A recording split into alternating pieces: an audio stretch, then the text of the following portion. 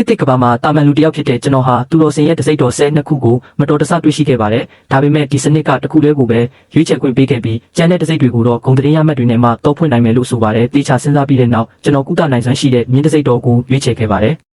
ကျွန်တော်ရဲ့ပထမဆုံးအစီအစဉ်ကတော့ဒီကုသနိုင်စွမ်းကိုသုံးပြီးခေတ်သစ်ကဘာမှာနာမည်ကြီးဆရာဝန်တယောက်ဖြစ်လာဖို့ပါမြို့ပြရဲ့အံ့ဖွယ်ဆရာဝန်အနေနဲ့အဆင်ပြေမယ်လို့ထင်ခဲ့ပေမဲ့ပြန်စဉ်းစားကြည့်တော့ဒါဟာအနေအများလုံးပါတယ်ခေတ်သစ်ကဘာမှာထူးခြားဆန်းပြတဲ့တကိုးတွေပြသတာဟာကိုယ်တည်တွင်ကိုတူးတာနဲ့အတူတူပါပဲကံကောင်းထောက်မှစွာပဲစနစ်ကရှေးဟောင်းကဘာစီတိုက်ရိုက်သွားနိုင်တဲ့တကားတစ်ခုကိုဖွင့်ပေးခဲ့ပါတယ်။အဲ့ဒီမှာပဲအကြံတစ်ခုရလာခဲ့ပါတယ်။ခေတ်သစ်ကဘာမှာလက်မှန်ချနေမဲ့အစားရှေးဟောင်းခေတ်ကိုသွားပြီးနတ်ဖျားတစ်ပါးလိုဟန်ဆောင်ကတကိုးတွေပြပြီးအမတ်တွေစုဆောင်းမယ်လို့ဆုံးဖြတ်လိုက်ပါတယ်။ဒါဟာပြည့်စုံတဲ့အစီအစဉ်ပါပဲ။ကျွန်တော်ဘာမှမစင်စားပဲအဲ့ဒီတကားလေးကိုလှမ်းဝင်လိုက်ပါတယ်။မျက်လုံးပြန်ဖွင့်လိုက်တဲ့အခါကျွန်တော်ဟာရှေးဟောင်းကဘာရဲ့တောတောင်နဲ့ကြီးတဲ့ရောက်နေပါပြီ။မှန်ပြောင်းထုတ်ပြီးပတ်ဝန်းကျင်ကိုလှမ်းကြည့်လိုက်တော့အနီးအနားမှာရွာတရွာရှိနေတာတွေ့ရပါတယ်။အစီအစဉ်ကတော့အဆင်ပြေသွားပါပြီ။ဒါပေမဲ့ကျွန်တော်တာမန်လူလိုရွာတဲ့ကိုလမ်းလျှောက်မဝင်ပါဘူး။နတ်ဖျားတစ်ပါးဆိုတာသူ့ရဲ့တိတ်ခါနဲ့သူရှိရပါမယ်။လူသားတွေကကျွန်တော်စီလာရောက်ကူညီတောင်းခံစေရပါမယ်။ဒါမှသာကျွန်တော်ရဲ့ထူးခြားမှုကိုပြသနိုင်မှာပါ။အစီအစဉ်အရကြိုတင်ပြင်ဆင်လာတဲ့ dry ice ဘူးတွေကိုဖွင့်လိုက်တော့တောင်ထိပ်တစ်ခုလုံးမြူနင်းတွေဆိုင်ပြီးနက်ဖျားတွေနေတဲ့နေရာလိုဖြစ်သွားပါတယ်ပြီးတော့အားကောင်းတဲ့ spotlight ကိုဖွင့်လိုက်တဲ့အခါတောင်ထိပ်ကနေကောင်းကင်ရံစီကိုဆွဲမက်ဖွယ်အလင်းတန်းကြီးတစ်ခုထိုးတက်သွားပါတယ်ဒါကိုဘယ်သူမှသတိမထားမိပဲမနေနိုင်ပါဘူးတောင်အောက်က Bladeford ရွာမှာတော့ရွာလူကြီး Edric ဟာပူဆွေးတော့ကရောက်နေပါတယ်ဒီရွာလေးဟာအေးချမ်းခဲ့ပေမဲ့လွန်ခဲ့တဲ့10ရက်ကစပြီးကက်ယောဂဆိုကြီးဘာကြောင့်မှမသိပဲကြာရောက်ခဲ့ပါတယ်ရွာသားတယောက်ဖြစ်တဲ့မူဆိုဘရန်ဟာမိုးယိုတုံရင်ရင်အက်ဒရစ်ရှိမှဒူးထောက်ကြလာပါတယ်အက်ဒရစ်တင်ဟာရွာမှာအသိပညာရှိဆုံးသူပါနီလက်တစ်ခုခုစဉ်းစားပေးပါဦးကျွန်တော်သမီးလေးလီလီကိုကယ်ပေးပါဦးလို့တောင်းပန်ပါတယ်သူ့ဘေးမှာတော့သမီးလေးလီလီဟာအသားတွေညိုမဲပြီးချွေးစေးတွေပြန်ကအသက်အန္တရာယ်စိုးရိမ်ရတဲ့အခြေအနေရောက်နေပါတယ်ဒီကက်ယောဂအတွက်ကုထုံးမရှိပါဘူးတကယ်နက်ဖျားတစ်ပါးစဉ်းသက်မလားတရွေ့တော့မျောလင်းချက်မရှိပါဘူးအဲ့ဒီအချိန်မှာပဲဝေးလံတဲ့တောင်ထိပ်ကနေအလင်းတန်းကြီးတစ်ခုထွက်ပေါ်လာတာကိုအားလုံးမြင်လိုက်ကြပြီးမြင်သက်သွားကြပါတယ်အက်ဒရစ်ဒါဟာနတ်ဖျားရဲ့နမိတ်ပဲလို့ရွာသားတွေကတိုးတိုးလေးပြောလိုက်ကြပါတယ်။အက်ဒရစ်ကအံ့အားသင့်စရာမျက်လုံးတွေနဲ့မောကြည့်ရင်တကယ်နတ်ဖျားတစ်ပါးပေါ်ထွန်းလာပြီးလာကြသွားကြည့်ရအောင်လို့ဆိုပါတယ်။ဖျားနာနေတဲ့ရွာသားတွေတောင်အချင်းချင်းတွဲကူပြီးတောင်ပေါ်စီကိုဥတီထွက်ခွာဖို့ပြင်ကြရင်မြင်သွားကြငါတို့ကိုကဲတင်ဖို့နတ်ဖျားကိုသွားတောင်းပန်ရအောင်လို့ပြောလိုက်ကြပါတယ်။ဒါကိုမြင်တော့အက်ဒရစ်ကတားလိုက်ပါတယ်။နေဦးအဲ့ဒီတောင်ထိပ်ကအနည်းဆုံး5မိုင်လောက်ဝေးတယ်။မင်းတို့အခြေအနေနဲ့ဘယ်လိုလုပ်ရောက်မှလဲပြီးတော့ညဘက်ဆိုတောသားရဲတွေရှိတယ်။အနေအများလုံးနဲ့မိုးလင်းတဲ့အထိစောင့်ကြဦးလို့သူကဆိုပါတယ်။ရွာသားတွေတွေ့ဝေးသွားကြပေမဲ့ဘရန်ကတော့မတ်တက်ရက်လိုက်ပါတယ်။အက်ဒရစ်မိုးလင်းရင်နတ်ဖျားကပြက်ကွယ်သွားလိမ့်မယ်။လီလီနဲ့တခြားသူတွေကမစောင့်နိုင်တော့ဘူး။ကျွန်တော်ကမူဆိုးပဲဒီတောင်လမ်းတွေကိုသိတယ်။ကျွန်တော်အရင်သွားပြီးလမ်းရှာမယ်နတ်ဖျားကိုကြီးရွတာကိုကဲတင်ဖို့ပြဆောင်ခဲ့မယ်လို့ပြောပြီးပစိန်ကိုကင်မီရှူတိုင်ကိုထုံးကတောင်ပေါ်စီတို့ပြေးထွက်သွားပါတယ်။အက်ဒရစ်ဆိုရင်မိမဲ့တခြားနည်းလမ်းမရှိတာမို့သတိထားပါလို့သာသတိပေးလိုက်တော့ဘရန်ကစိတ်မပူပါနဲ့ကျွန်တော်အားလုံးကိုစိတ်ပြတ်အောင်မလုပ်ပါဘူးလို့ပြန်ပြောခဲ့ပါတယ်။အဲ့ဒီအချိန်မှာကျွန်တော်ကမှန်ပြောင်းတဲ့ရွာသားတွေရဲ့လှုပ်ရှားမှုတိုင်းကိုစောင့်ကြည့်နေပါတယ်။ငါကတော့အစာဟပ်ဖို့ပြင်နေပြီမို့ကျွန်တော်ဟာမြေပြတ်တစ်ခုကိုရှာပြီးတင်းငင်အေးဆက်တဲ့နက်ဖျားဟန်ပန်နဲ့ရက်နေလိုက်ပါတယ်။တစ်ဖက်မှာတော့ဘရန်ဟာမီရှူတိုင်ကိုကင်ပြီးအသက်ရှူမဝပဲတောင်းချေကိုပြေးလာပါတယ်။ဒါပေမဲ့အဲ့ဒီအချိန်မှာပဲဆူရှာတဲ့ဝင်ပိုးလေးဟောင်းတန်တွေညအမောင်ကိုဖျက်တမ်းလာပါတယ်။ဝင်ပိုးလေးတအုပ်ဟာတစ်ပင်တွေကြားထဲကနေထွက်လာပြီးဘရန်ကိုဝိုင်းထားလိုက်ပါတယ်ကျွန်တော်ကတော့တောင်ပေါ်ကနေစောင့်နေရင်ဘယ်သူမှရောက်မလာတာမို့စိုးရိမ်စိတ်ဝင်သွားပါတယ်တခုခုမှားသွားပြီလားလို့တွေးမိပြီး drone ကိုထုတ်ကတောင်အောက်စီပြန်တန်းကြည့်လိုက်ပါတယ် drone ကနေမြင်ရတဲ့ပုံရိပ်ကြောင့်ကျွန်တော်စိတ်မကောင်းဖြစ်သွားရပါတယ်ဘရန်ဟာတောင်လယ်မှာဝန်းပုလွေတွေဝိုင်းထားတာကိုခံနေရပါတယ်ထွက်ပြေးစရာလမ်းမရှိပဲပစိန်ကိုတင်းတင်းကင်ထားပေမဲ့သူ့မျက်နှာမှာစိတ်ပြတ်မှုတွေပြည့်နေနေပါတယ်ဒီလူသားတောင်ပေါ်မှာတည်သွားရင်ကျွန်တော်အစီအစဉ်အားလုံးပျက်စီးသွားပါလိမ့်မယ်သူမိရှာလူတိုင်ကလွှင့်စင်သွားပြီးအသားတွေမှာလည်းဝမ်ပလွေကုတ်ရာတွေရှိနေပါပြီဝမ်ပလွေတွေတိုးလာတာကိုကြည့်ရင်လီလီဖေမားသွားပြီးနတ်ဖျားကိုမပင်းဆောင်နိုင်ခဲ့ဘူးလို့သူနောင်တရနေရှာပါတယ်သူနောက်ဆုံးတိုက်ပွဲအတွက်ပြင်ဆင်နေတော့မှပဲညအမောင်ကိုဖျက်ပြီးကျဲလောင်တဲ့ပောက်ကွဲတန်ကြီးတစ်ခုထွက်ပေါ်လာပါတယ်။ဝန်ပုတ်လွေခေါင်းဆောင်ရဲ့ဦးကောင်းကပောက်ကွဲသွားပြီးဝန်ပုတ်လွေအုပ်ဟာကြောက်လန့်တကြားနောက်ဆုတ်သွားကြပါတယ်။ဒါပါလဲနတ်ဖျားရဲ့တခိုးလားလို့ဘရန်ကတွေးမိပါတယ်။ခဏကြာမှမြူနင်းတွေကြားထဲကနေဝတ်စုံဖြူဝတ်ထားတဲ့လူတစ်ယောက်ထွက်လာပါတယ်။လက်ထဲမှာထူးဆန်းတဲ့တန်လန်တစ်ခုကိုကင်ထားပါတယ်။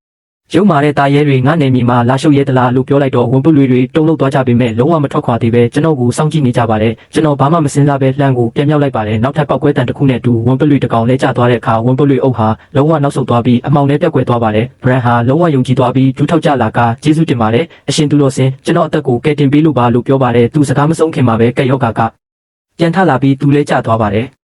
်ဘာမှမဖြစ်ဘူးမင်းကိုအရင်ကုသပေးမယ်လို့ပြောပြီးလက်ကိုမြှောက်လိုက်ပါတယ်မျက်လုံးထဲမှာမြင်းတစိမ့်တော်ရဲ့ပုံရိပ်ကဖြတ်ခနဲပေါ်လာပြီးလက်ချောင်းတွေကနေခရမ်းရောင်လင်းတန်းတွေထွက်လာကသူ့စီစီးဝင်သွားပါတယ်ဘရန်ဟာခန္ဓာကိုယ်အနှံ့နှွေးထွေးသွားတာကိုခံစားရပြီးကုတ်ရတန်ရတွေကက်ယောဂလက္ခဏာတွေအကုန်ပြောက်ကွယ်သွားပါတယ်သူဟာခေါင်းကိုမြေကြီးနဲ့ထိပြီးထက်ခါကြော့ရင်အရှင်သူတော်စင်တင့်တန်ကိုကဒီကဘာထက်ကြော်လွန်ပါတယ်ကျွန်တော်ထာဝရကျေးဇူးတင်နေပါမယ်လို့ဆိုပါတယ်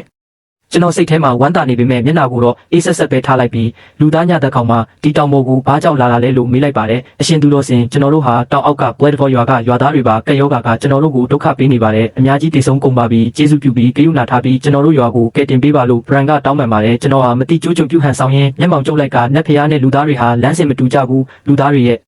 ကိစ္စမှာငါဝင်ဆွတ်ဖက်ဖို့မသင့်တော်ဘူးလို့ပြောလိုက်ပါတယ်အရှင်သူတော်စင်သူတို့ဟာအပြစ်မဲ့တဲ့လူတွေပါကျေးဇူးပြုပြီးဂရုဏာထားပြီးကယ်တင်ပေးပါလို့ဘရန်ကထပ်တောင်းပန်ပါတယ်အချိန်ဆွဲတာကြာသွားပြီလို့ဆုံးဖြတ်လိုက်တဲ့အတွက်ဝစ်စုံထဲကနေငွေဖြူရောင်ဆေးလုံးတစ်ခုကိုထုတ်လိုက်ပါတယ်ဒါဟာငါတန်ခိုးနဲ့ဖော်ဆက်ထားတဲ့ကက်ယောဂါကူဆေးလုံးပဲဒါကိုရေထဲမှာဖြော်ပြီးရွာသားအလုံးကိုတိုက်လိုက်ကက်ယောဂါပြက်ကွယ်သွားလိမ့်မယ်လို့ပြောလိုက်ပါတယ်ဘရန်ကအရှင်သူတော်စင်တင့်ညွှန်ကြားချက်အတိုင်းအတိအကျလှုပ်ဆောင်ပါမယ်လို့ပြောပြီးပြန်ဖို့ပြင်ပါတယ်အဲ့ဒီမှာပဲကျွန်တော်ကနေဦးလို့တားလိုက်ပါတယ်အရှင်သူတော်စင်နောက်ထပ်ညွှန်ကြားချက်ရှိပါသလားလို့သူကမေးပါတယ်ကျွန်တော်နတ်ဖျားအဖြစ်ဟန်ဆောင်နေပေမဲ့ဒီကဘာအကြောင်းဘာမှမသိသေးတာကိုတတိယသွားပါတယ်အေးဆက်ဆက်လေးတန်နဲ့ငါဟာနှစ်ပေါင်းများစွာတရားကျင့်နေပြီးလောကီကိစ္စတွေနဲ့ဝေးကွာနေခဲ့တာကြာပြီးအခုပဲခစ်လဲဘယ်မင်းဆက်ကအုပ်ချုပ်နေတာလဲလို့မေးလိုက်ပါတယ်အရှင်သူတော်စင်ကျွန်တော်ကတောသားတယောက်မို့နန်းတွင်းရေးတွေကိုဘာမှမသိပါဘူးကျွန်တော်သိတာကတော့ဒီကဘာကိုဂျောင်မင်းဆက်ကအုပ်ချုပ်နေတယ်ဆိုတာပါပဲလို့ဘရန်ကဖြေပါတယ်ဂျောင်မင်းဆက်လားဒါဟာကျွန်တော်ဘယ်နေရာကိုရောက်နေတယ်လဲဆိုတာခံမရစေပါတယ်မျက်နှာကိုတော့တီတီပဲထားလိုက်ပြီးဘာမှမဖြစ်ဘူးဒါဟာတာမန်မေးတာပါလို့ပြောလိုက်ပါတယ်ဘရန်ကကျွန်တော်တို့ရွာလူကြီးအက်ထရစ်ကတော့အသိပညာရှိပြီးဒီကဘာအကြောင်းအများကြီးသိပါတယ်ကျွန်တော်ပြန်ရောက်ရင်သူ့ကိုတင့်စီလာရောက်ကတော့ဖို့ဆေးလွတ်လိုက်ပါမယ်ပြီးတော့အရှင်သူတော်စင်ကျွန်တော်ပြန်ရောက်ရင်တင့်ကုန်ကျေးဇူးကိုအောက်မေ့ဖို့နဲ့ကျွန်တော်အသက်ကိုကယ်တင်ပေးတဲ့အတွက်နင်းညံ့မပြတ်ပူဇော်ကတော့ဖို့ကြောက်စာတစ်ချက်ထူးစစ်ချင်ပါတယ်အရှင်သူတော်စင်ရဲ့နာမည်ကဘယ်လိုခေါ်ပါသလဲလို့မေးပါတယ်ကျွန်တော်စိတ်ထဲမှာတခုခုပေါ်လာပါတယ်ဒီကဘာမှာဂုံတရင်ရခြင်းရင်လူတွေယူတရားမဲ့နာမည်တဲ့ခုလိုအပ်ပါတယ်တစိမ့်တော်10နှစ်ခုဟာနတ်ဆိုးဘရင်10ပါးတဲကတပါးဖြစ်တဲ့သူတော်စင်ဘရင်စီကတကိုးရတာမှုအဲ့ဒီဘွဲကိုပဲယူလိုက်မယ်လို့ဆုံးဖြတ်လိုက်ပါတယ်ငါဟာကေးသူတော်စင်ဘရင်ပဲအခုသွားတော့အချိန်မဖြုံးနဲ့လို့ပြောလိုက်ပါတယ်ဘရန်ဟာထပ်ပြေးပြီးဆေးလုံးကိုလက်နက်ဖက်နဲ့ကိုင်းကတောင်အောက်စီပြေးဆင်းသွားပါတယ်သူ့ပုံရိပ်အမောင်ထဲတက်ွက်သွားတာကိုကြည့်ရင်ကျွန်တော်မပြုံးမဲမနေနိုင်တော့ပါဘူး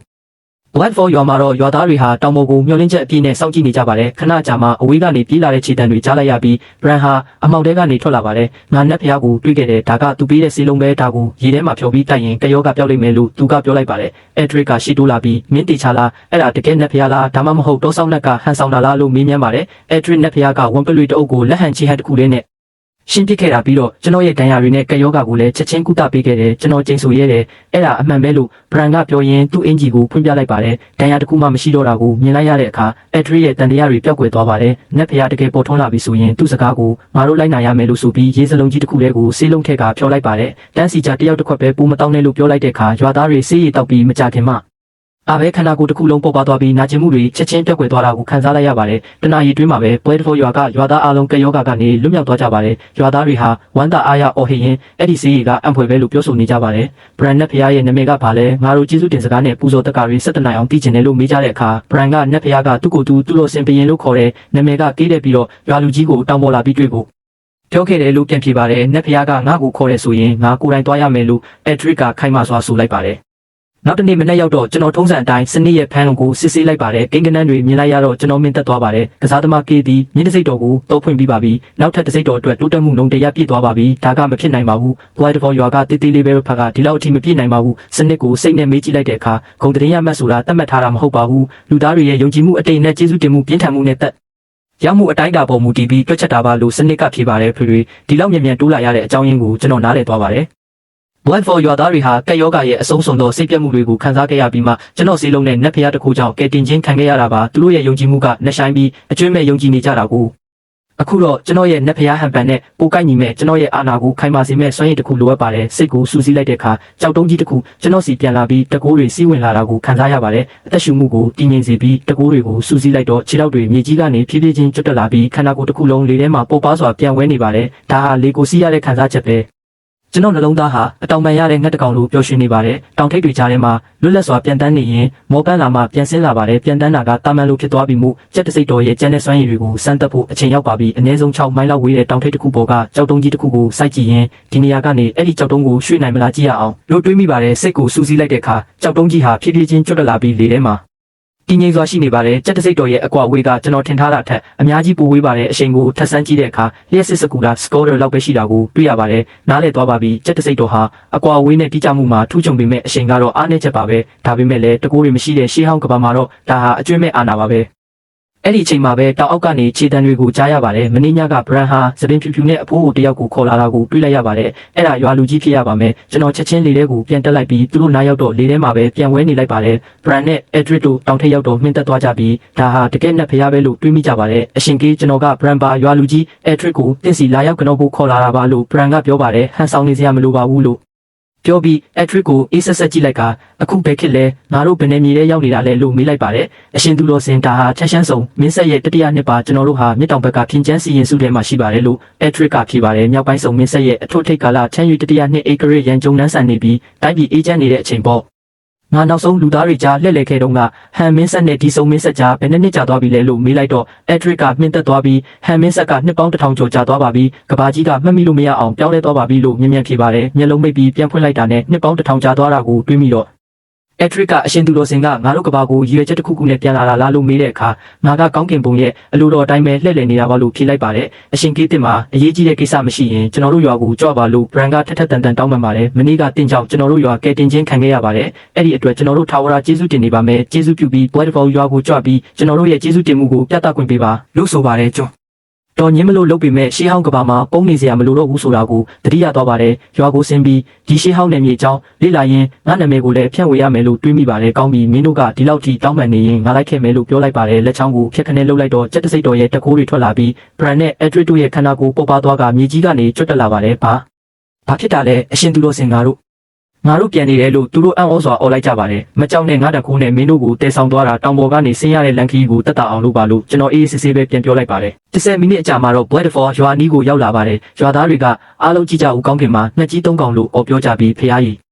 အဲ့ဒါဘရန်နဲ့ရွာလူကြီးပဲသူတို့ပြန်တန်းနေကြတာလားလို့အားအသင့်စွာပြောဆိုနေကြပါတယ်ရွာသားတွေဟာမြေပြင်မှာတူထောက်ကြလာပြီးကျေးဇူးတင်ပါတယ်အရှင်ကြီးငါတို့ကိုကဲတင်ပေးလို့ပါလို့တညီတညွတ်ထဲအော်ဟစ်ကြပါတယ်ကျွန်တော်ကအေးစေးတည်ငြိမ်စွာပဲအားလုံးထားကြပါဒီလိုမျိုးတွေမလိုပါဘူးလို့ပြောလိုက်ပါတယ်အက်ဒရစ်ကဒီနေ့ဟာ Black for your အတွက်တော့မင်္ဂလာရှိတဲ့နေ့ပါပဲအိမ်တိုင်းကအကောင်းဆုံးအစားအစာတွေယူလာကြအရှင်သူတော်စင်ကိုဂုဏ်ပြုပြီးစားတောက်ပွဲလုပ်ကြမယ်လို့ဆိုလိုက်တဲ့အခါရွာသားတွေအားလုံးသဘောတူပြီးပြင်ဆင်ဖို့အိမ်တွေစီပြေးသွားကြပါတယ်ခဏကြာမှာတော့ရွာဝင်ဝက်မှာစကွဲရှိကြီးတွေပြည့်နေသွားပါတယ်ရွာသားတွေဖော်ဆက်ထားတဲ့ဝိုင်းတွေအသားချောက်တွေနဲ့လက်ဆက်တဲ့ဟင်းသီးဟင်းရွက်တွေနဲ့ပြည့်နေပါတယ်ကျွန်တော်စားတောက်ပြီးတဲ့နောက်တောင်ပေါ်ကိုပြန်ဖို့ပြင်လိုက်တဲ့အခါအရှင်သူတော်စင်ခဏနေဦးပါလို့ရွာသားတွေကတားလိုက်ပါတယ်ကျွန်တော်တို့အားလုံးတိုင်ပင်ပြီးပါပြီရွာသားအားလုံးကတစ်တွေစုပြီးတဲ့အတွက်ဒီရွာမှာနေတလုံးစောက်ပေးချင်ပါတယ်ကျေးဇူးပြုပြီးဒီမှာပဲနေပေးပါလို့တောင်းဆိုကြပါတယ်ငါ့ကိုဘာကြောင့်ဒီမှာပဲနေစေခြင်းဒါလဲလို့မေးလိုက်တဲ့အခါအရှင်သူတော်စင်အခုချိန်ကအေးချမ်းနေပေမဲ့ပြင်ချမ်းစီရင်စုရဲ့နေဆက်တွေမှာအစိမ့်ငွေတွေပြည့်နေပြီးကက်ယောဂါကလည်းပြန့်နှံ့နေပါတယ်အနီးနားကရွာ9ရွာ10ရွာလောက်ပျောက်ကွယ်သွားပါပြီကျေးဇူးပြုပြီးဒီမှာပဲနေပြီးငါတို့ကိုစောက်ရှောက်ပေးပါလို့အတနာခံကြပါတယ်ကျွန်တော်ကဒီရွာရဲ့ရိုးသားတဲ့ပုံစံကိုသဘောကျပေမဲ့နတ်ဖျားဆိုတာထူးခြားဆန်းကျယ်တဲ့ဟန်ပန်ရှိရပါမယ်လူသားတွေကြားမှာနေရင်အဲ့ဒီဟန်ပန်တွေပျောက်ကွယ်သွားနိုင်တာမို့ပြုံးပြီးနတ်ဖျားလမ်းစဉ်ကိုရှောက်လန်းသူတွေဟာတဘာဝတရားထဲမှာနေထိုင်ရပြီးကောင်းကင်နဲ့မြေကြီးရဲ့အလိုတော်ကိုနားထောင်ရတယ်ငါရွာမှာမနေနိုင်ဘူးဒါပေမဲ့ငကားပြတောင်ပေါ်မှာငါရဲ့နတ်ဖျားကျောင်းဆောင်ကိုတိဆောက်မဲ့အရေးကြီးတဲ့ကိစ္စရှိရင်အဲ့ဒီမှာပဲငါ့ကိုလာရှာကြပါလို့ပြောလိုက်ပါတယ်အက်ဒရစ်နဲ့ဘရန်ဒိုဝမ်တာအားရခေါ်အင်းကြီးကြပြီးအဲ့ဒီဆေးလုံးကအရန်ရှားပါသလားလို့မေးကြပါတယ်ရှားတာပေါ့ဆေးလုံးဖော်ဆက်ဖို့တန်ဖိုးရှိတဲ့ဝိညာဉ်စီနစ်တွေလိုအပ်တယ်ငါမှအခုပြင်ဆင်ထားတာမရှိဘူးလို့ဖြေလိုက်ပါတယ်တကယ်တော့ဆေးလုံးပေးတာထက်လက်ဖျားတကူနဲ့တိုက်ရိုက်ကူတာကသူတို့စိတ်ထဲမှာထာဝရဆွဲထင်ကြရင်မှာပါ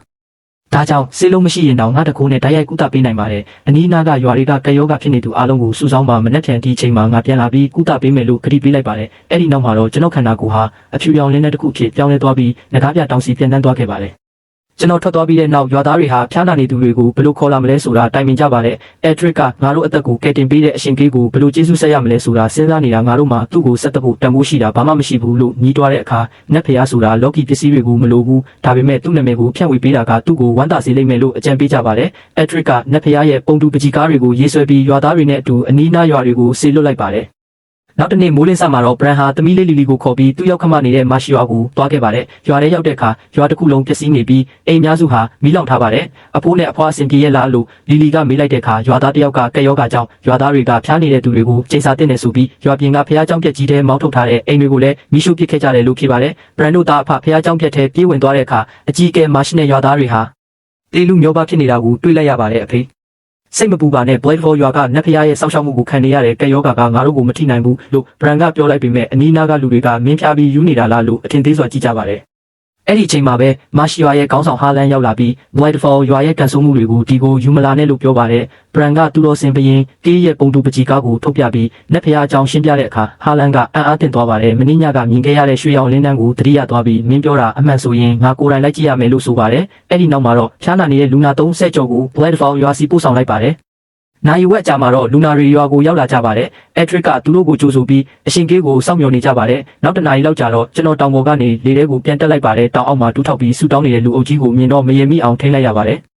အက်ထရစ်ကအရှင်ကေးဆင်းသက်လာပြီးလို့အော်ပြောလိုက်တာနဲ့အတူဆူရှာတဲ့တံမဏိတန်တစ်ခုထွက်ပေါ်လာပါတယ်။ကျွန်တော်ဟာကောင်းကင်ကနေကြောက်စိမ့်ဖြူရောင်ဓာတ်တစင်းကိုပစ်ချလိုက်ပြီးမြေပြင်မှာစိုက်ဝင်သွားစေပါတယ်။ဓာတ်သွားပြီးမှရွှေရောင်လင်းနှန်းတွေလွင့်ပြန်နေပြီးကျွန်တော်ကတော့ဖြည်းဖြည်းချင်းဆင်းသက်လိုက်ပါတယ်။အဖြူရောင်ဝတ်စုံနဲ့ပုံရိပ်ဟာလေထဲမှာတည်ငြိမ်စွာဝဲနေပြီးတကယ်ကိုနက်ဖျားတစ်ပါးအတိုင်းထဲဝါနေပါတော့တဲ့Whitefall ရွာသားတွေဟာအံ့အားသင့်ပြီးဝမ်းသာအားရငိုယိုကြပါတယ်။အရှင်ကေးလို့အော်ဟေရင်ထက်ခါကြောနေကြပါတယ်။အနီးနားရွာတွေကလိုက်ပါလာတဲ့သူတွေကတော့ဘာစကားမှမပြောနိုင်ပဲမြင့်တက်နေကြပြီးအားလုံးရဲ့စိတ်ထဲမှာတကယ်နဲ့ဖျားရှိနေတာပဲဆိုတဲ့အတွေးမျိုးပေါက်လာကြပါတယ်။ကျွန်တော်ကသူတို့ကိုငြိမ်သက်စေဖို့ဟန်ဆောင်နေစရာမလိုပါဘူး။ဒီနေ့ငါကကယောဂဖြစ်နေတဲ့သူတွေကိုကုသပေးဖို့လာတာပါလို့ပြင်းငြိမ်စွာပြောလိုက်ပါတယ်အက်ထရစ်ကရှေ့တိုးလာပြီးအရှင်ကေးဒါတွေကအနီးနားရွာတွေကကယောဂဖြစ်နေတဲ့သူတွေပါကျေးဇူးပြုပြီးကယ်တင်ပေးပါလို့တောင်းပန်ပါတယ်ကျွန်တော်လက်ကိုမြှောက်လိုက်တဲ့အခါအသားတွေဝါပြီးအသက်ရှူမဝဖြစ်နေတဲ့သူတွေဟာခန္ဓာကိုယ်အနှံ့နှွေးထွေးသွားတာကိုခံစားလိုက်ရပါတယ်ကယောဂလက္ခဏာတွေအံ့ဩစရာကောင်းတော့အောင်မြန်ပြောက်ကွယ်သွားပြီးအားရင်တွေချက်ချင်းပြန်ပြစ်လာတဲ့အခါသူတို့အားလုံးကနတ်ဖျားတကယ်နတ်ဖျားပဲလို့အော်ဟစ်ကြပါတယ်အလင်းတန်းတွေပြောက်ကွယ်သွားတဲ့အခါရွာသားအားလုံးတူးထောက်ကြလာပြီးကျေးဇူးတင်ပါတယ်အရှင်ကေးငါတို့ကိုကယ်တင်ပေးလို့ဆိုကြပြန်ပါတယ်အားလုံးထားကြဒါတွေမလိုပါဘူးလို့ပြောလိုက်ပါတယ်အဲ့ဒီမှာပဲအက်ထရစ်ကမြန်ရှိတိုးလာပြီးအရှင်ကေးကျွန်တော်တောင်းပန်စရာတစ်ခုရှိပါတယ်မနေ့ကကျွန်တော်တင့်ပုံတူပကြီးကားတွေကိုဆွဲပြီးရွာသားတွေကိုအနီးနားရွာတွေစီပို့ခိုင်းကတင့်ကုန်ကျေးဇူးကိုဖြန့်ဝေစေခဲ့ပါတယ်ကျွန်တော်ရဲ့ရဲတင်မှုကိုခွင့်လွှတ်ပေးပါလို့ပြောပါတယ်ဒါကိုကြားတော့ကျွန်တော်စိတ်ထဲမှာတစ်ခုခုပေါ်လာပါတယ်ဒါဟာကျွန်တော်လိုချင်တဲ့အရာပါပဲနာမည်ဖြန့်ဝေတာကကျွန်တော်စီစဉ်အတွက်အဆင်ပြေပါတယ်မျက်နှာကိုတီပဲထားလိုက်ပြီးဘာမှမဖြစ်ဘူးမင်းရဲ့ရည်ရွယ်ချက်ကအသက်ကယ်ဖို့ပဲလေငါမင်းကိုအပြစ်မတင်ပါဘူးလို့ပြောလိုက်ပါတယ်အက်ဒရစ်စိတ်သက်သာရသွားပြီးအရှင်ကေးမာရှီယာကိုလည်းစောင့်ရှောက်ပေးပါကျွန်တော်တို့တင့်ကုံကျေးဇူးကိုပူဇော်ဖို့ကျောင်းဆောင်တစ်ခုစောက်ပြီးပူဇော်တက်ကတွေဆက်တက်ချင်ပါတယ်တင့်ကောင်းကြီးကိုတောင်းခံပါတယ်လို့ဆိုပါတယ်အဲ့ဒီအချိန်မှာဟာလန်ရှိတိုးလာတာကိုတွေ့ရပါတယ်အက်ဒရစ်ကဟာလန်မင်းဘယ်လိုလုပ်တည်ရောက်နေတာလဲလို့မေးပါတယ်ငါမနေနိုင်လို့တိတ်လေးလိုက်လာတာအံ့ဩစရာကောင်းတာကတကယ်အရှင်ကေးနဲ့တွေ့ခဲ့ရတယ်လို့ဖြေပါတယ်အက်ဒရစ်သူ့ကိုကြည့်ပြီးစိတ်ထဲမှာနည်းနည်းစိတ်ဆိုပေမဲ့အခုချိန်ကပြောဖို့မဟုတ်တာမို့လွတ်ထားလိုက်ပါတယ်ကျွန်တော်ကမင်းတို့ရဲ့ယုံကြည်မှုကိုငါလက်ခံပါတယ်ဒါပေမဲ့ကျောင်းဆောင်ကကြီးကျယ်စရာမလိုဘူးမင်းတို့တက်နိုင်တဲ့လောက်ပဲလုပ်လူတွေကိုဒုက္ခမပေးနဲ့လို့မှာလိုက်ပါတယ်ကျွန်တော်ကောင်းကျင်ပြီးစနစ်ရဲ့ခံတော်ကိုစစ်ဆေးလိုက်ပါတယ်ကစားသမားကေးသည်မြင်းတစိတ်တော်နဲ့ကြက်တစိတ်တော်ကိုတောဖွင့်ပြီးပါပြီနောက်ထပ်တစိတ်တော်အတွက်တိုးတက်မှုနှုန်း86ပြည့်သွားပါပြီကျွန်တော်ကျင်းနဲ့သွားပါတယ်ရွာသားတွေအိမ်ပြန်ပြီးဒီနေ့အကြောင်းပြောကြရင်တိုးတက်မှုနှုန်းပြည့်သွားပါလိမ့်မယ်နောက်တနေ့မနက်မှာ Whitefall ရွာရဲ့လမ်းကြားလေးတစ်ခုမှာရိုးရိုးရှင်းရှင်းဝတ်ဆင်ထားတဲ့အဖိုးတယောက်ပေါ်လာပါတယ်။အဲ့ဒါမြောက်တစိတ်တော်ကိုတုံးပြီးအသွင်ပြောင်းထားတဲ့ကျွန်တော်ပါပဲ။ရွာထဲမှာလှည့်လည်ရင်းကြည်လင်သောချောင်းချောင်းလို့ရေးထားတဲ့ကျောင်းဆောင်ဟောင်းကြီးတစ်ခုကိုတွေ့လိုက်ရပါတယ်။ပြတင်းပေါက်ကနေကြည့်လိုက်တော့ Edric ဟာကလေးတစုကိုသုံးလုံးကပြားတင်ပေးနေတာကိုမြင်ရပါတယ်။ကလေးတွေကစားဖို့ထွက်သွားတဲ့အချိန်မှာတကားကိုတွန်းဖွင့်ပြီးဝင်လိုက်ပါတယ်။ Edric ဒီကလေးတွေကိုစာတင်ပေးဖို့အများကြီးစူးစမ်းနေတာပဲသူတို့နောက်တစ်ချိန်နန်းတွင်းစာမှုပွဲတွေအောင်ပြီးနန်းတွင်းဝင်နိုင်ဖို့မျှော်လင့်ချက်နဲ့လားလို့မေးလိုက်ပါတယ်မင်းကရွာပြင်ကလူပဲငါဒီကလေးတွေကိုစာတင်ပေးတာကအမှားမှန်ကိုခွဲခြားသိဖို့ပါပဲအရာရှိတွေမဖြစ်လာရင်တော့အသိပညာနဲ့တိစောက်ထားတဲ့ဘဝဟာလေယာလုပ်ငန်းနဲ့ပဲကုန်ရုံနေရတဲ့ဘဝထက်ပိုကောင်းပါတယ်လို့သူကဖြေပါတယ်အိမ်ထဲဝင်လိုက်တာနဲ့သူကချက်ချင်းတူထောက်ကြလာပြီးကြော့ပါတယ်အရှင်ကေးလို့ဆိုပါတယ်ကျွန်တော်မင်းသက်သွားပြီးငါ့ကိုပဲလူလုံးတိတာလဲလို့မေးလိုက်ပါတယ်အရှင်ကေးမျက်နှာကပြောင်းလဲသွားပေမဲ့ဟန်ပန်နဲ့စကားပြောပုံကတာမန်ဖို့မဟုတ်ပါဘူး။နတ်ဖျားတွေကအသွင်မျိုးမျိုးပြောင်းနိုင်တယ်လို့ကြားဘူးတာမို့တင့်ကိုအရှင်ကေးလို့ခံမှန်းလိုက်တာပါလို့ဖြေပါတယ်။ကျွန်တော်အစ်စ်မှန်ပုံစံပြန်ဖြစ်သွားပြီးငါတောင်ပေါ်ကဆင်းလာတာကလူသားတွေဘလို့နေထိုင်တယ်လဲဆိုတာလေ့လာဖို့ပဲလို့ပြောလိုက်ပါတယ်။အကြံတစ်ခုရလာပြီးနောက်လက်ကိုမြှောက်လိုက်ပြီးကြောင်တကောင်ကိုဖြူစင်နဲ့ဖီရှူကအဖြစ်ပြောင်းလိုက်ပါတယ်။ငါကငါစီတော်ရင်အတွက်အစာရှာနေတာသူကရွှေနဲ့ငွေကိုပဲစားတယ်။ဒါပေမဲ့ရွှေနဲ့ငွေကလူသားတွေရဲ့ပတ်စံပဲပူဇော်တက်ကတောင်းတာကမတင်တော်ဘူးလို့ပြောလိုက်တဲ့အခါသူကအရှင်ကေးတဲ့အတွက်ရွှေနဲ့ငွေတွေစုဆောင်းပေးဖို့အကြံတစ်ခုရှိပါတယ်လို့ပြောပါတယ်။ငကားပြတောင်ချီမှာဝက်ဝင်ကြီးရဆိုတဲ့တပြခေါင်းဆောင်ရှိပါတယ်။သူတို့ဟာအနီးနားရွာတွေကိုလူရက်နေကြပြီးအရာရှိဝေနဲ့ပူပေါ်အင်းနေကြတာပါလူရက်ထားတဲ့ပစ္စည်းတွေအများကြီးရှိပါတယ်လို့ဖြေပါတယ်အဲ့လိုလားဒါဆိုရင်လမ်းပြပါလို့ပြောလိုက်ပါတယ်ခဏကြာမှကြောက်ကွဲရွာကိုရောက်ပါတယ်ရွာသားတွေကဓာပြတွေကိုကြောက်လန့်ပြီးပုံနေကြပါတယ်အက်ဒရစ်ကဒီရွာကဒီဓာပြတွေကြောင့်ဒုက္ခရောက်နေတာပါလူတွေအများကြီးလူရက်ခံရလို့ဗာတန်ကြားပုံနေကြတာပဲလို့ရှင်းပြပါတယ်အဲ့ဒီအချိန်မှာပဲနေရန်တစ်ခုမှကပ်ပြီးငူနေတဲ့အမျိုးသားတစ်ယောက်ကိုတွေ့လိုက်ရပါတယ်တင်ကနန်းတွင်းကအရာရှိလာကျေးဇူးပြုပြီးငါမိန်းမနဲ့ကလေးတွေအတွက်လက်စားချေပေးပါဦးလို့သူကပြောပါတယ်ငါနာမည်က Respa ငါဝက်ဝင်ကူကိုတည်တယ်လမ်းတိုင်းကိုတည်တယ်လို့ပြောရင်းသူကကျွန်းတော်တို့နဲ့လိုက်ပါလာပါတယ်အက်ဒရစ်က Res ကိုမင်းရှိမှရက်နေတာဟာအရှင်ကေးကိုယ်တိုင်ပဲသူမင်းကိုလက်စားချေဖို့ကူညီလိမ့်မယ်လို့ပြောပြလိုက်ပါတယ် ကျွန်တော်တစိတ်တော်ရဲ့တခိုးကို Rusty စီးဝင်စေလိုက်ပါတယ်သူခန္ဓာကိုယ်ကဒဏ်ရာတွေချက်ချင်းပျောက်ကွယ်သွားပြီးအားအင်တွေပြည့်ဝလာပါတယ်၃ယောက်လုံးဝက်ဝင်ကူရဲ့တကားဝကိုရောက်တဲ့အခါဓာပြတွေကစောင့်နေကြပါတယ်ခေါင်းဆောင်ဝက်ဝင်ကြီးက၃ယောက်ထဲနဲ့လာသေးတာလားလို့လောင်ပြုံးပြုံးရင်းပြောပါတယ်ကျွန်တော်ကတော့ Rest ကိုလှည့်ကြည့်ပြီးဝက်ဝင်ကြီးမင်းဟာရက်ဆက်တဲ့သားရဲပဲဒီနေ့မင်းတရားမဲ့နေ့ပဲ Rest သွားပြီးမိမိသားစုအတွက်လက်စားချေလို့ပြောလိုက်ပါတယ်လက်ကိုမြောက်လိုက်ပြီးမြောက်တစိတ်တော်ရဲ့တန်ခိုးကို Rusty ဓာတ်ရိုက်စီးဝင်စေလိုက်ပါတယ်သူခန္ဓာကိုယ်ကတွန့်လိန်သွားပြီးကျေလောင်တဲ့ဟောက်တန်ကြီးနဲ့အတူ Rest နေရာမှာကြီးမားပြီးကြောက်စရာကောင်းတဲ့ကြားကြီးတစ်ကောင်ရက်နေပါတယ် Rest ဟာသူ့လက်သေးတွေကိုကြည့်ရင်ဝမ်းသာအားရဖြစ်ကဒါဟာတန်ခိုးပဲဒါဟာလက်စားချေကိုတန်ခိုးပဲလို့တွေးမိပါတယ်အဲ့ဒီအချိန်မှာပဲတာမန်ကြောင်ကနေပြောင်းလဲထားတဲ့ Fishu ကိုလွှတ်လိုက်ပြီးသွားပြီးတိုက်ခိုက်လို့အမိန့်ပေးလိုက်ပါတယ်ကြားကြီးဟာဓာပြရီစီကိုအရင်ဆုံးပြေးဝင်သွားပြီးလက်သေးတစ်ချက်နဲ့တင်လူအချို့လဲကျကုန်ပါတယ်ဓာပြတွေကဓာတ်နဲ့လန်တွေနဲ့တိုက်ခိုက်ပေမဲ့မြင်းတစိတ်တော်ရဲ့ကုသနိုင်စွမ်းကြောင့်ကြားကြီးဟာဘာမှမဖြစ်ပါဘူးဒဏ်ရာရရင်တောင်ချက်ချင်းပြန်ကောင်းသွားပါတယ်ဖီရှုကတော့လေထဲမှာပြန်တန်းရင်းတိုက်ခိုက်နေပြီးဓာပြတွေရဲ့တိုက်ခိုက်မှုတွေကိုလွယ်လွယ်လေးရှောင်တိန်နေပါတယ်ဝက်ဝင်ကြီးကမကြောက်နဲ့သူတို့ကတိရစ္ဆာန်နှစ်ကောင်ပဲတက်ပြစ်ကြသူတို့ကိုအသက်နိုင်တဲ့သူကိုငွေတရပေးမယ်လို့အော်ပြောပါတယ်ဒါပေမဲ့သူ့စကားမဆုံးခင်မှာပဲဖီရှုကခုံအုပ်လိုက်ပြီးလက်သေးတစ်ချက်နဲ့ဝက်ဝင်ကြီးလွတ်စင်သွားကဝက်ဝင်ကူရဲ့တကားဝမှာလဲကျသွားပါတယ်သူပြန်မထနိုင်တော့ပါဘူးဓာပြတွေဟာခေါင်းဆောင်လဲကျတာကိုမြင်ပြီးအာရုံကုန်ကလက်နက်တွေချပြီးထွက်ပြေးဖို့ကြိုးစားကြပါတယ်ဒါပေမဲ့ Rest နဲ့ Fishu တို့ကသူတို့ကိုမလွတ်ပါဘူးနောက်ဆုံးတပြချို့ကတော့အဲ့ဒီမော်စရာကိုတက်ရင်ငါတို့အသက်ရှင်နိုင်မယ်လို့ပြောပြီးကျွန်တော်စီလေးတွေနဲ့ပြစ်ကြပါတယ်ကျွန်တော်ကမျက်တောင်တောင်မခတ်ပဲချက်တစိတ်တော်ကလေးနှင်းငယ်ကိုမတားနိုင်ရင်ငါနေရန်တစ်ခုမှသွားတိုက်ပြီးတေးလိုက်တာပိုကောင်းမယ်လို့တွေးမိရင်လက်ကိုမြောက်လိုက်ရလေးများအားလုံးလေးထဲမှာတန့်သွားပါတယ်နောက်တစ်စက္ကန့်မှာပဲ Rest ကသူတို့စီရောက်လာပြီးကုတ်ပစ်လိုက်ပါတယ်တပြအားလုံးလဲကျသွားတဲ့အခါ Rest စီကတကိုးတွေပျောက်ကွယ်သွားပြီးသူလူအစ်စ်ပြန်ဖြစ်လာကကျွန်တော်ရှိမှဒူးထောက်ကျလာပါတယ်အရှင်ကေးကျေးဇူးတင်ပါတယ်ကျွန်တော်နောက်ဆုံးတော့ကျွန်တော်မိမနဲ့ကလေးတွေအတွက်လက်စားချင်နိုင်ခဲ့ပါပြီလို့ပြောတဲ့အခါထားပါသူတို့ကတည်တင်တာပဲလို့ပြောလိုက်ပါတယ်နောက်တနေ့မိုးလင်းစမှာပဲဖင်ဟာရဲအရာရှိ၄ယောက်နဲ့မြို့ကနေထွက်လာပါတယ်လမ်းမှာဖြတ်တန်းသွားတဲ့ရွာတိုင်းဟာပျက်စီးနေပြီးအလောင်းတွေနဲ့လူသူကင်းမဲ့နေတာကိုတွေ့ရတဲ့အခါဖင်ရဲ့မျက်နှာတင်းမာသွားပါတယ်ဒီကယောဂါကငါထင်ထားတာထက်အများကြီးပိုဆိုးနေတာပဲလို့တွေးမိပါတယ်ဝီတိုရီယာနဲ့လီယိုတို့ကဖင်ရဲ့နောက်ကနေကပ်လိုက်လာရင်အကိုဖင်ကယောဂါကိုစုံစမ်းမှုနဲ့ပေးစာပို့ဖို့ပြင်အထက်လူကြီးကတခြားညွှန်ကြားချက်ပေးသေးလားလို့မေးပါတယ်ဖင်ခဏတွေဝေသွားပြီးနောက်ထပ်တစ်ခုရှိသေးတယ်မြို့တော်ကအရှင်စတာလင်က address စီပေးစာနဲ့ဖိတ်ကြားချက်တစ်ခုပို့ခဲ့တာကိုယ်တိုင်သွားပို့ရမယ်လို့ဖြေပါတယ်ဝီတိုရီယာကအဲ့ဒီအရှင်စတာလင်ကဘယ်သူလဲ address ကရွာသားဟောင်းတယောက်ပဲလေလို့မေးတဲ့အခါသူနဲ့ address တို့ကနှစ်ပေါင်းများစွာစာတူတူတင်ခဲ့ကြပြီးရင်းနှီးတဲ့ဆက်ဆံရေးရှိခဲ့ကြတာလို့ဖင်ကပြန်ဖြေပါတယ်သူတို့ရှေ့ဆက်သွားပြီးနိုင်ဝက်ကြာမှာဘုံတန်မောင်းတန်တွေနဲ့စူညံတန်တွေကိုကြားလိုက်ရပါတယ်ထူးဆန်းတယ်ဘာကြောင့်ဒီလောက်အထိလူတွေစုနေကြတာလဲလို့ဖင်ကတွေးမိပြီးရဲရရှိတွေကိုတာမန်ဝစ်စားလဲကလူအုပ်ထဲရောဝင်ခိုင်းလိုက်ပါတယ်ခဏကြာမှာဒီနေ့ဟာ Blade ရွာမှာသူတော်စင်ပရင်ရဲ့ចောင်းဆောင်ကိုစတင်ဆောက်လုပ်တဲ့နေ့ပဲဆိုတဲ့အဖြေကိုရသွားပါတယ်ဖင်ကသူတော်စင်ပရင်ကကယောဂါကိုကုသပေးတယ်ဒါဟာလူတွေကိုလှည့်စားနေတဲ့ဂိုင်းတစ်ခုနဲ့တူနေတာပဲလို့တွေးပြီးရဲရရှိတစ်စိတ်ကိုထုတ်ကဖင်ချမ်းစီရင်စုရဲ့ရဲရရှိတွေပဲအားလုံးချက်ချင်းလူစုခွဲကြလို့အော်ပြောလိုက်ပါတယ်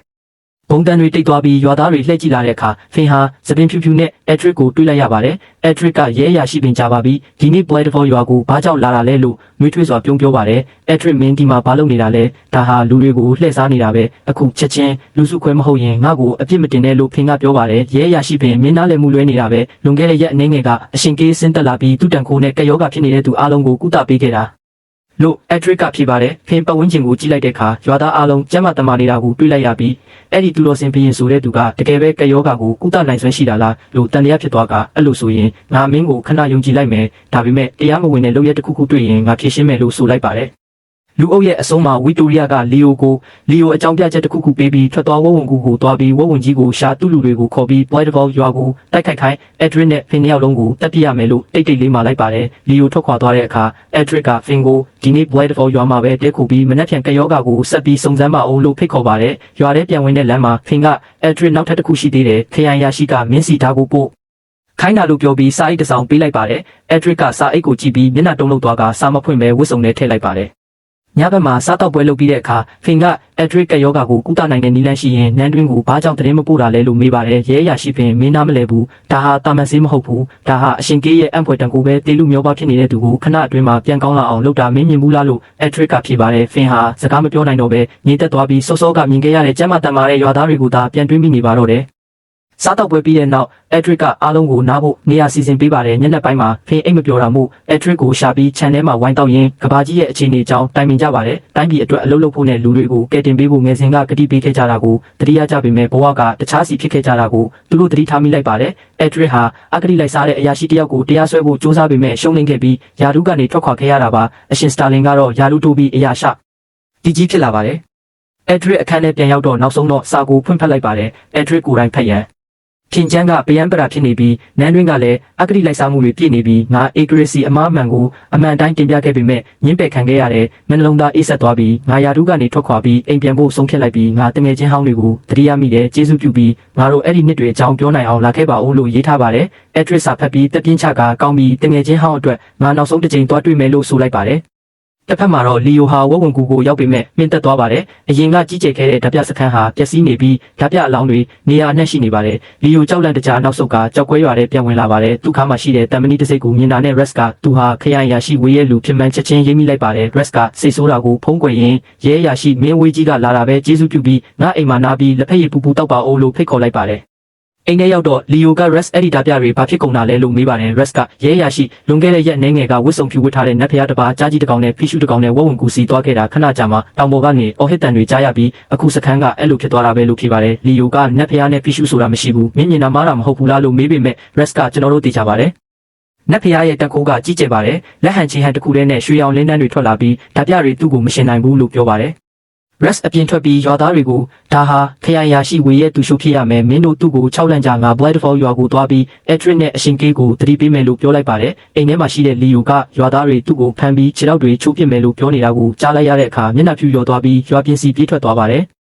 တစ်ဖက်မှာ Bladefall ရွာဝင်ဝါး၌ဝီတိုရီယာစိုးရိမ်နေစဉ်ရဲရရှိတယောက်ရောက်လာပြီးဝီတိုရီယာရဲရရှိပင်ကရွာပြင်ကတောဟောင်းကြီးထဲမှာအားလုံးကိုတွေ့ဖို့ပြောတယ်အရေးကြီးတဲ့ကိစ္စတိုင်ပင်စရာရှိတယ်လို့ပြောပါတယ်တောဟောင်းကြီးထဲမှာဖင်ကရွာသားတွေဟာကက်ယောဂကနေပြန်ကောင်းလာတဲ့လက္ခဏာတွေရှိနေတဲ့တယောက်ယောက်ကသူ့တော်စင်ပရင်ရဲ့နာမည်ကိုသုံးပြီးပုံကံမှုစူးစမ်းနေတာဖြစ်နိုင်တယ်ဒီနေ့ညတက်ကောင်မှာငကားပြတောင်ကိုတက်မယ်လို့အမိန့်ပေးပါတယ်ဝီတိုရီယာကဖင်ကိုတက်ပစ်ပြီးအပြစ်ကိုသူ့တော်စင်ပရင်ပေါ်ပုံချမယ်လို့အစီအစဉ်ဆွဲလိုက်ပါတယ်